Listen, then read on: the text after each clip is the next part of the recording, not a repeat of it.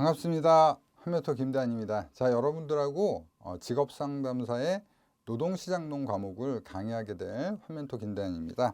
자, 일단 노동시장에 대한 과목 설명을 좀 드리면서 여러분들 수험하시는 수험 전략에 대해서도 좀 말씀을 드리도록 하겠습니다. 일단 노동시장론은요, 우리가 노동시장 생소한 개념이 좀 있어요. 생소하죠. 우리 눈에 보이지도 않고 잡히지도 않고. 그래서 먼저 항상 비교하실 때 여러분들 생산물 시장을 생각해 보시는 게 좋아요. 그래서 생산물 시장을 우리가 비교하면서 공부하시는 게 좋습니다. 자, 생산물 시장, 예, 여러분들 마트도 다니시고 시장도 다니시죠? 예, 맞습니다. 그게 생산물 시장이에요. 그래서 우리가 눈으로 보이는 시장인데, 그래서 제 예를 하나 들어볼까요? 제가 이제 시계를 차고 있는데, 자, 이 시계라는 것은 현물이고, 이 현물은 우리가 상품이라고 하죠. 그래서 시계는 바로 상품이고, 이 상품이 거래되는 곳을 상품 시장이라고 합니다. 결국에 이 상품이 거래되는 상품 시장을 우리가 생산물 시장이라고 얘기를 하는 거죠. 자, 그렇다면요, 노동 수요하고 노동 시장하고 연결을 해보도록 할게요. 자, 이런 시계가 존재하려면 이 시계를 만들어내는 그 무언가, 즉 요소들이 필요하겠죠. 이것을 우리가 생산 요소라고 하죠. 그래서 생산 요소 시장이라는 게 존재하고요. 이 생산 요소에는 세 가지가 존재합니다. 세 가지가. 첫 번째 뭐가 필요하죠? 시계를 만드는, 그렇죠, 엔지니어, 그다음에 시계를 판매하는 마케터, 또 이제 그 회사에서 월급을 주는 뭐 회계, 사무원, 이런 식으로 노동력이 필요합니다. 노동력. 그래서 근로자가 필요하겠죠? 근로자. 자, 두 번째 뭐가 필요할까요? 시계를 만드는 공장이 있어야겠죠? 그 다음에 또 이런 근로자들이 일할 수 있는 사업장, 사무실도 필요하겠죠? 토지가 필요합니다. 토지. 사업장, 공장. 자, 그 다음에 또 뭐가 필요할까요? 토지와 노동력만 있으면 될까요? 공구가 필요하겠죠. 기계라든지 공구가 필요하겠죠. 그래서 우리가 세 번째를 우리가 자본이라고 하고요. 자본을 예를 들면 설비라든지 뭐 기계라든지 장비라든지 도구라든지 이런 식으로 표현을 합니다. 자, 그런데 우리가 이제 공부할 때 교재를 좀 보시면 이러한 개념이 약간 혼용되는 개념이 있어요. 그래서 요걸 잠깐만 제가 오리엔테이션에서 집어드리면 우리가 이거 묶어서 토지하고 묶어서 자본이라고도 얘기하고요.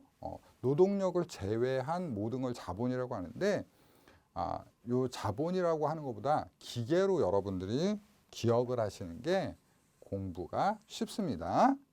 그래서 기계와 노동 간의 관계 이렇게 이해를 하시면 쉽겠죠. 그래서 그건 다음에 제가 본 강의 때 자세하게 설명을 드리도록 하고요.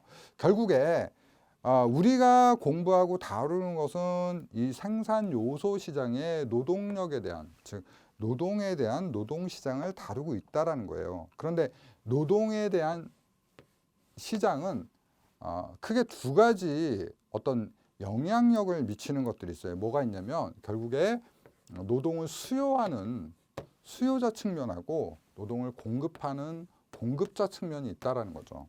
결국에 수요자가 있어야지 공급이 있고, 공급이 있어야지 수요를 할 수 있겠죠. 그래서 수요자 측면은 우리가 기업적인 측면이고, 그저 기업이 수요하죠. 공급자 측면은 근로자적인 측면이다. 일하는 근로자의 측면을 얘기한다. 그래서 이 둘의 서로 간의 어떤 특성이라든지 이해관계에 의해서 노동 수요와 공급이 결정되는 것을 우리가 공부하는 것이 노동시장론입니다. 자, 그러면 이런 것들을 결정하는 데 가장 큰 영향을 주는 게 뭐가 있을까요? 뭐가 있을까요? 그렇죠. 돈이겠죠, 결국에.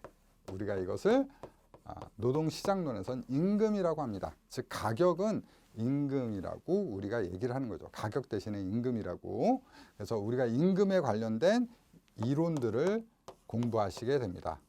어떤 임금 이론이 있는가? 그 다음에 임금 격차가 발생한다면 왜 그런 현상이 나타나는가 공부하는 게 이제 임금에 대한 이론이에요. 자, 이렇게 임금이 주어지고 우리가 이제 수요와 공급이 있더라도 구조적인 문제라든지 뭐 계절적인 문제라든지 불경기라든지 이런 것들이 있으면 어떻게 될까요? 그렇죠. 일자리가 없겠죠. 그래서 우리가 실업에 대한 이해를 하셔야 됩니다. 그래서 여러분이 상담하시고 어떤 경제 상황이라든지 이런 거 봤을 때 지금 어떤 상태구나.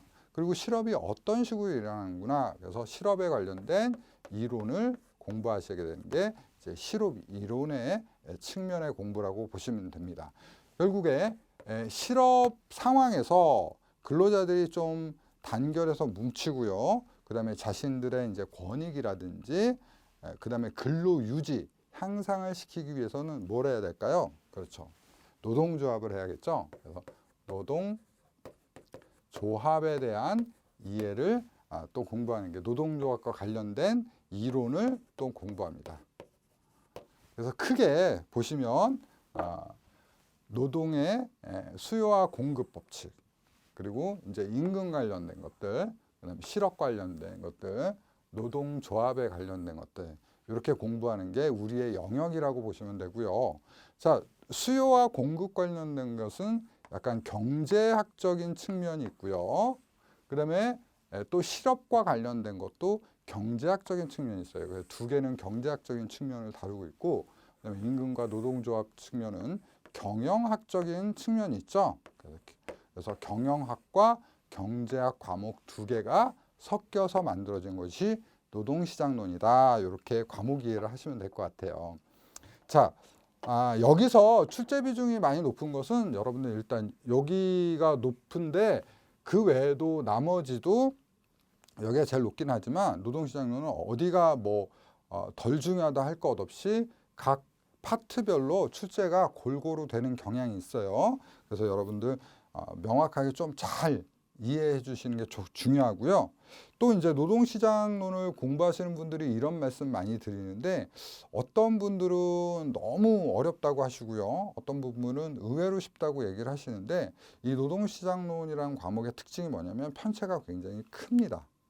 그러니까 어떤 분은 굉장히 어려워하시고 어떤 분은 굉장히 쉬워하시고 뭐 상담이라든지 심리학은 다들 어려워하세요. 전공자든 비전공자든. 근데 노동시장론은 이제 약간 이과적인 성향을 가진 분하고 문과적인 성향을 가지신 분하고 희비가 극명하게 갈린다는 거, 그걸 좀 말씀드리고 싶은데요. 자, 그런 이유가 이론이 좀 어려운 부분도 있지만은 개념 또는 용어가 굉장히 복잡하거나 어려운 게 많아요. 그래서 여러분들이 굉장히 생소한 단어들이 많이 나오죠. 우리 뉴스 볼 때도 경제 뉴스는 잘 귀에 안 들어오잖아요. 그건 용어가 어려워서 그런 겁니다. 그러니까 너무 걱정하지 마시고요. 제가 쉽게 풀어서 설명을 드릴 거예요.